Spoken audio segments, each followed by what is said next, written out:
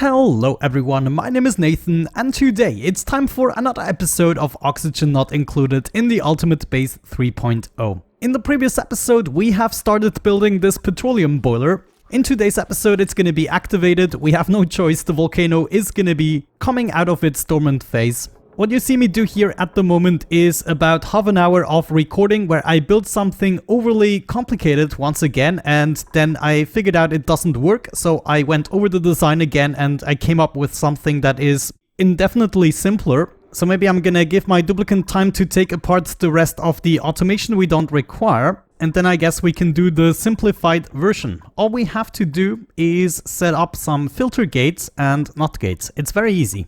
A filter gate will only send a green signal after a certain amount of delay, but it will immediately turn red when the signal stops.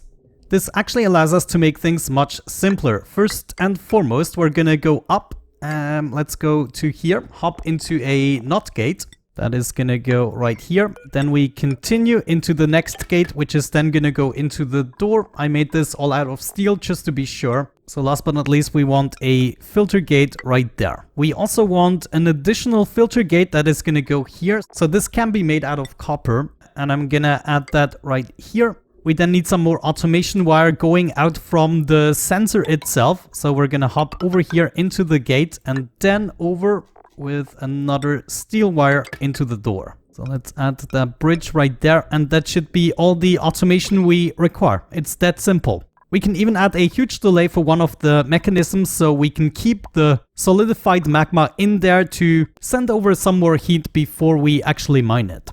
Oh geez, I didn't notice the volcano is going to be active in 9.4 cycles and I just trapped Liam inside of this. Not the best moment. I guess we're gonna add the doors in the end so we can build everything properly. I'm now giving myself access from the bottom so I can actually build this robo miner. That is the last thing we required. In the meantime, in space, we are currently flying back to Vivani. I discovered something else that's interesting, a asteroid field with fullerene. This is not going to be our only source of fullerene, but it's a quite easy source. And it's reachable with the Ratbolt engine as well.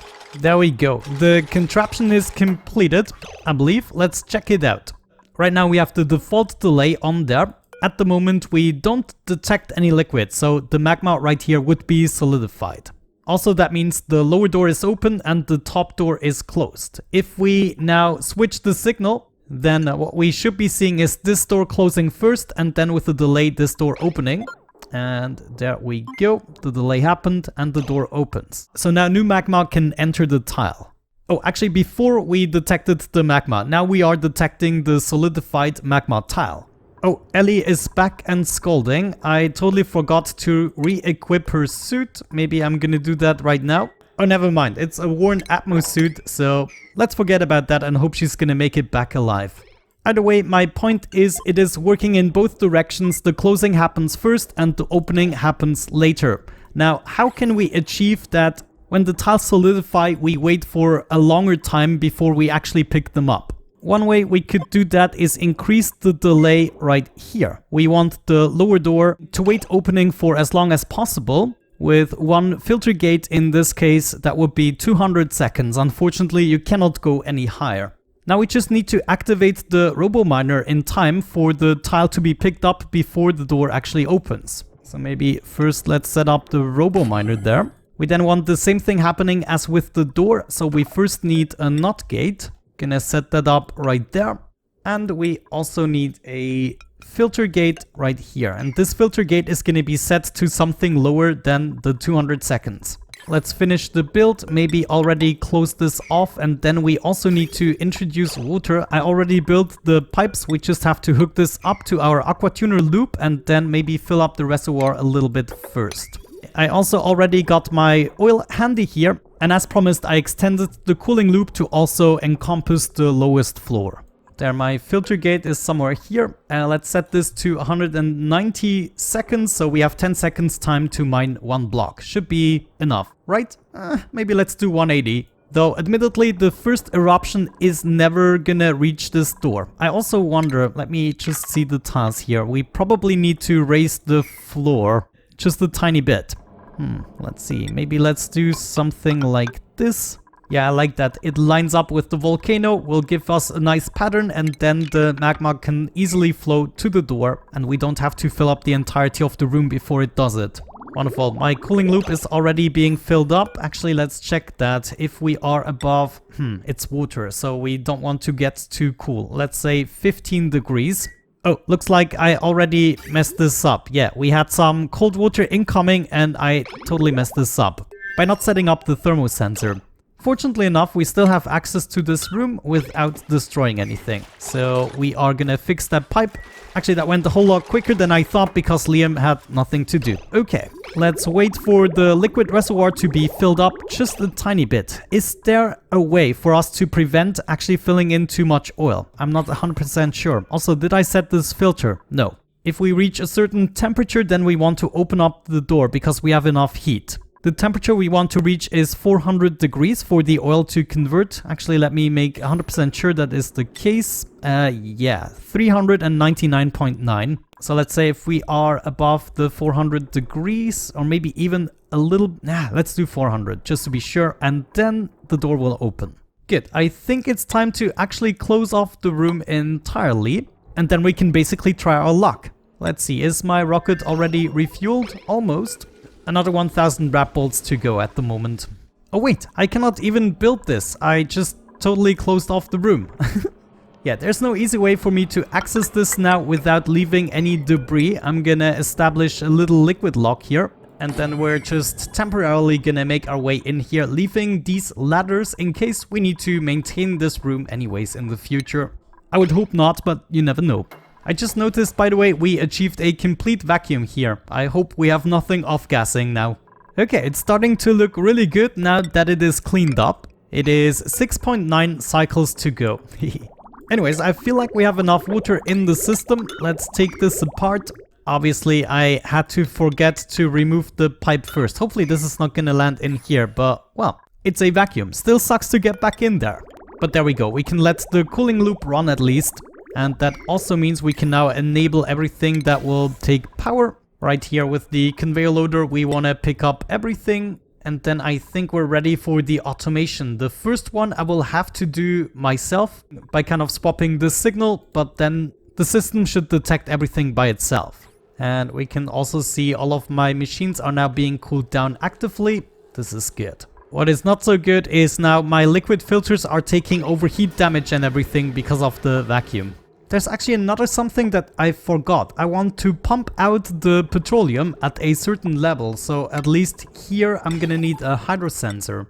Gonna connect that with the pump. Yeah, I had to wrap this up a little bit in a hurry. This is not good. So we'll build this upper part here first. This is already a vacuum and sealed off, and then I just have to grant myself access from the bottom as well. It's not that bad. I mean, the volcano is probably not gonna reach the door in the first eruption, or not even probably, it's gonna be for sure. And just like that, I also have a little liquid lock here from the bottom, which will give me access to build this. Alright, I'll be right back once the volcano actually starts becoming active in about 5 cycles. In the meantime, I'm probably gonna launch my rocket again. As a matter of fact, let's do that right away. Everything should still be cozy. We want to reach another destination and explore a bunch of things. In the hopes of reaching some more planetoids, we should probably reach those question marks, though there are very nearby other planetoids. Maybe this one here is going to be the furthest planetoid. But I think what we want to do is reach a tile so that we can still discover everything, which would be this one here. Begin that launch sequence. Ellie, you need to do this. There should still be some nuclear fallout, but it actually deteriorates rather quickly. There is Ellie with a new Atmo suit. Make sure that she's unequipping that right away, and then we can enjoy the launch of the rocket. See ya soon. Yes. How hot is this? Looks like the wrap bolt drum plate has time to cool down in between the launches. That's interesting. Okay, we are back and it is about time. This volcano is already rising in pressure. Let me see, did we launch another mission yet? No, but I believe, yeah, we have discovered another planetoid on the way back actually. And this one is also very interesting because it contains the niobium volcano and one of my favorite biomes, a magma biome. It is also 10 tiles away, which means theoretically we could reach it with the rat bolt engine as well. But yeah, if we check back here, we have to load up the rocket just a tiny bit more and then we can go on another mission. However, this time around, I would like to take something with me. Yeah, instead of having this rover module, let's swap it for a cargo module. And this even takes up less space. So we could get rid of a solar panel and also exchange that with another cargo module. So we have 2 of them. This would leave me with more than enough power to operate the machines on board. And then I'm not 100% sure, do we have to set the filters to pick up anything or are the filters just for the storing? Yeah, I don't think you actually have a choice. When you move over to an asteroid field, let's say we want to reach this one here, in order to get the fullerene, we also get all of the other stuff in set percentage. But just to be sure, we're gonna set this to all. You can let me know in the comments if that is really necessary to pick things up from asteroid fields. Oh no, wait, now the duplicants are actively shipping the materials inside the module. That is not what I wanted to see. You know what? I think we built the wrong modules. There is also a cargo module that fits the description a little bit better. So let's try to swap that for a cargo module. And it looks as though this one is slightly larger, unfortunately. But it also probably fits a bit more cargo. So now we also get rid of one of the artifact modules and another one of the solar panels, and we can go for a second cargo module. And now here we can set this to everything, and the duplicants shouldn't be bringing anything, right? And we can store 12 tons. This is actually good. Hang on, I think we might have missed the eruption. Wow, okay. I'm extremely surprised about this. Especially because the average output isn't even 1 kilogram per second, and if that erupts for 66 seconds, then we should end up with less than 66 kilograms, but apparently that is not how this works.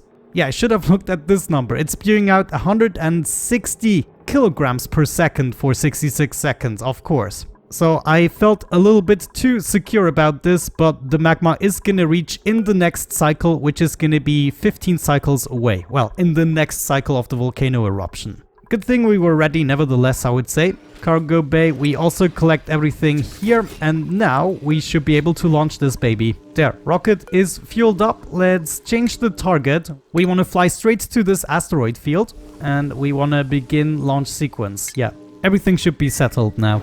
Good luck, Ellie. Thank you for your service. Oh, I'm actually really excited about this. It's gonna be the first time we actually bring cargo back home from space. I'm actually really happy about the outcome of this minor volcano. I thought we have to wait for a very long time until we actually get the magma. This is also making me more confident that the delay is only 200 seconds. Oh, before I forget, I set up another filter here. The liquid element sensor that is gonna detect oil. And if it isn't oil, it is... I forgot to complete this. Did I? No! Ah, this is so frustrating. Now we have to make our way back in here as quickly as possible. I can go up here and set up a ladder. Yeah, let's go through there. Set up a ladder or 2, and then we'll be able to reach this top. But as a matter of fact, this is gonna shut off the liquid vent in case we gather up too much oil. This is probably only gonna come into play in the very beginning, but I would like to avoid dripping in new oil if the oil level is already at this stage here.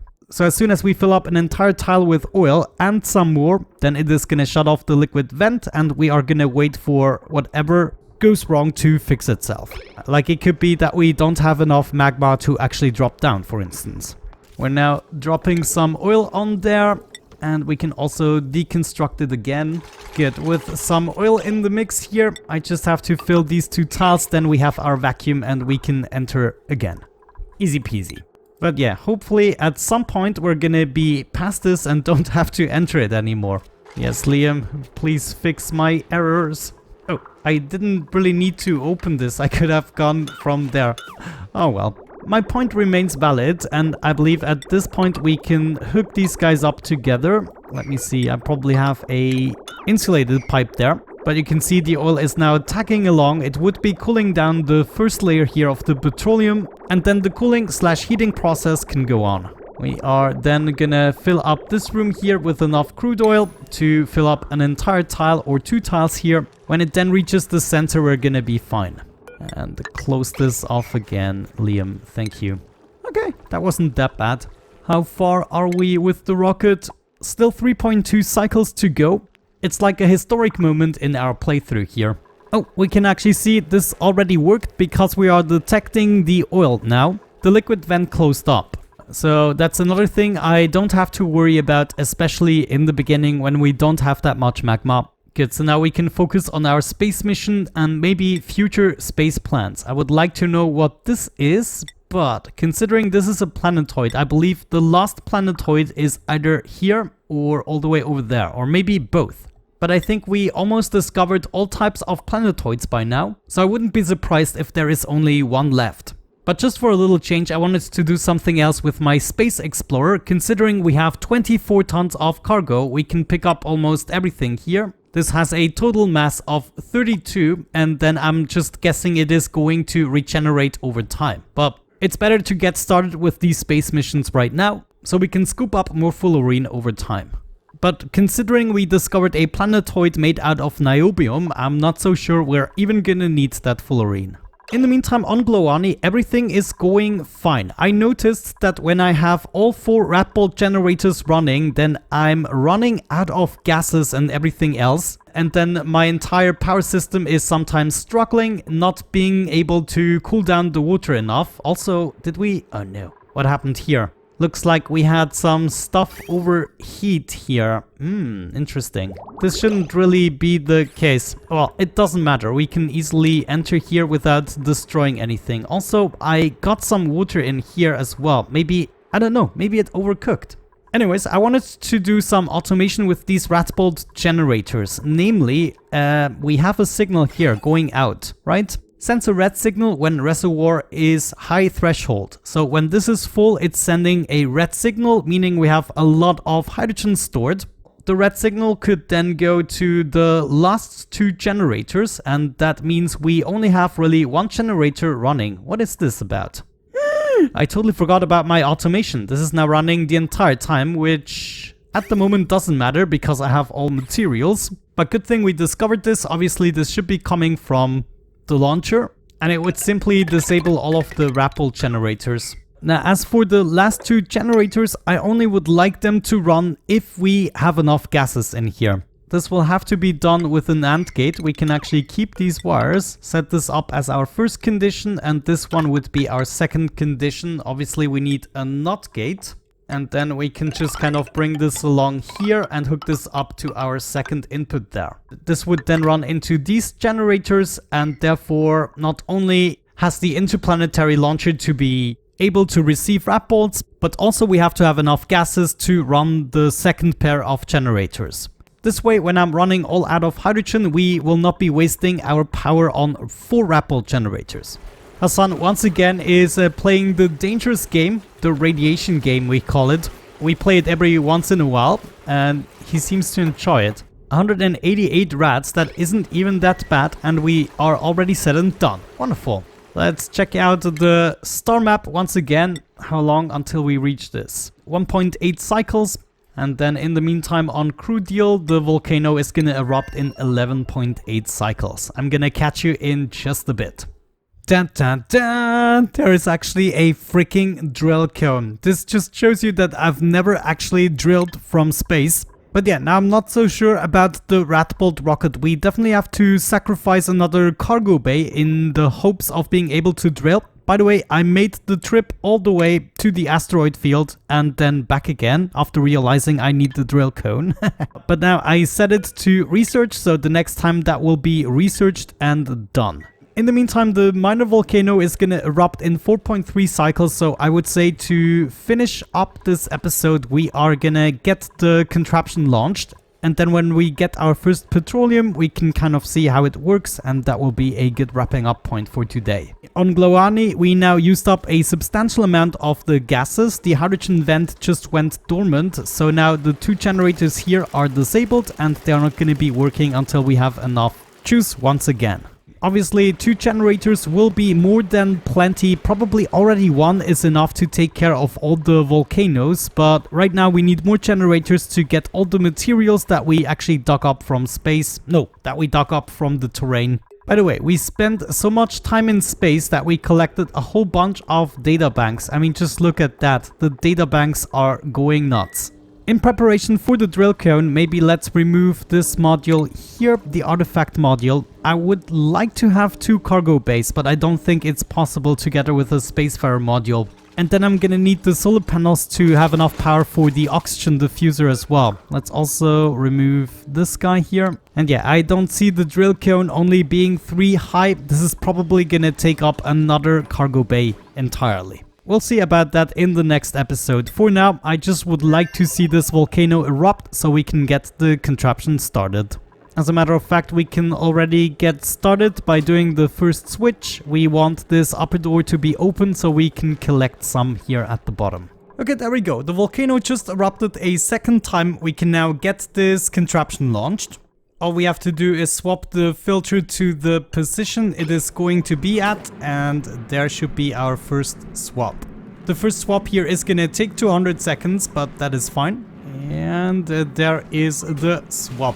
Okay, I can see the initial problem was that we already had some debris in here that was heating up the mechanized doors, and then it turned into liquid again when we got to the bottom tile there. This means it would be wise to swap out this tile here with an insulated tile and then cool down the top portion instead of doing this with a metal tile. Let me quickly fix that. So just for a brief moment, we're gonna make our way back in here. This should be a easy fix.